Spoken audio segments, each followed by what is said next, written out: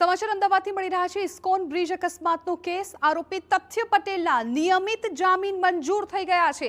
Supreme કોર્ટે નિયમિત જામીન કર્યા મંજૂર। 2 વર્ષ અને 10 મહિના બાદ આ જામીનને મંજૂરી મળી છે। હાલ ટ્રાયલ કોર્ટમાં સાક્ષી તપાસવાની પ્રક્રિયા ચાલી રહી છે। સંવાદદાતા રોનક વર્મા વધુ જાણકારી આપી રહ્યા છે। ફોન લાઈન પર જોડાઈ ગયા છે રોનક।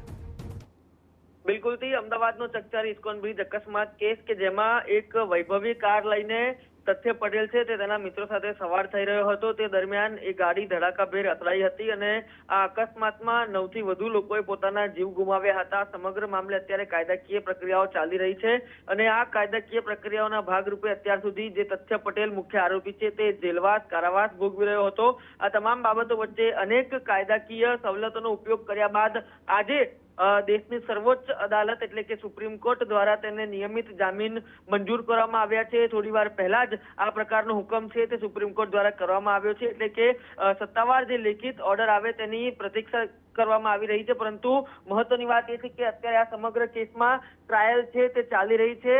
કોર્ટ દ્વારા અત્યાર સુધીમાં 30 થી વધુ જેટલા સાક્ષીઓ છે તેની તપાસ કરવામાં આવી છે, જેમાં તમામ લોકોએ આપ્યું છે। તથ્ય પટેલ કાર ચલાવતો હતો તે પ્રકારનું સમર્થન આપી દેવામાં આવ્યું છે અને આ તમામ બાબતો વચ્ચે હવે તથ્ય પટેલ માટે ક્યાંક ને ક્યાંક રાહતના સમાચાર કહી શકાય અને સુપ્રીમ કોર્ટ દ્વારા તેને જામીન છે તે મંજૂર કરવામાં આવ્યા છે।